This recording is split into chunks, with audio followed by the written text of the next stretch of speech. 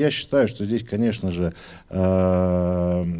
те процессы, которые запущены по въезду мигрантов, они, конечно же, спланированы, но не так, как бы сказать, просто. Да? Конечно, мы видим, что тут не только по Европе удар, а в первую очередь мы видим в последнее время удар по двум странам Европы, основным довольно-таки странам, ну, я не говорю про Великобританию с ее, как бы сказать, мозговым центром, да?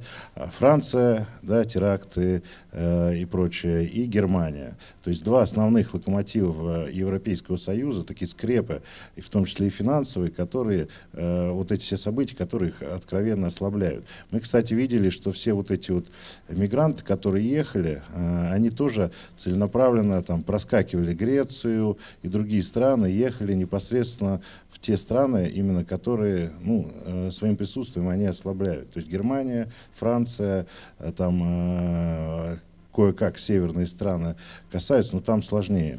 И поэтому я считаю, что это, конечно же, только начало. Я понимаю, что сейчас в Европе зреют так называемые альтернативные европейские силы, как слева, так и справа.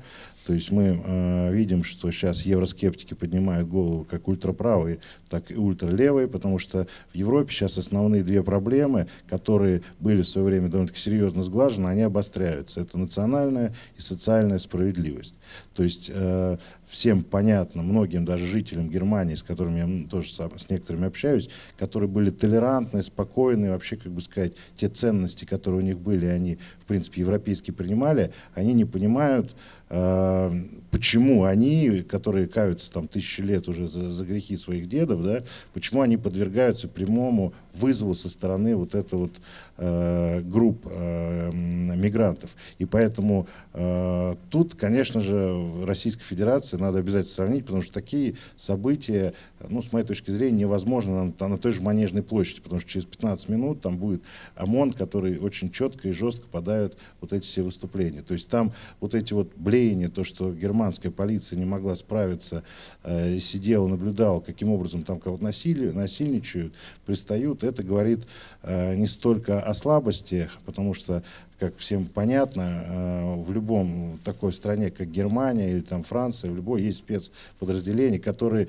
в принципе, даже имеют опыт уличных боев больше, чем наши ОМОНовцы вместе взятые. Соответственно, можно предположить, что просто, как бы сказать, политическое руководство не дало приказа на какие-то действия. Понятно, что это ударило в том числе и по Меркель, потому что тоже не за горами выборы. То есть в целом здесь нужно рассматривать эту ситуацию именно с политической и с экономической. С экономической точки зрения понятно, что огромное количество вот этого фактически, ну, плохое слово, но дешевой рабочей силы, которая не только бегает, но и очень серьезно в экономике Европейского Союза, теневой в экономике задействована, то, соответственно, они очень бьют по коренному населению с точки зрения конкурентоспособности. То есть уже многие коренные европейцы, которые не хотели бы или еще там какие-то свои социальные права, говорили о своих социальных правах, увидя, что сейчас есть поток фактически рабской рабочей силы, они уже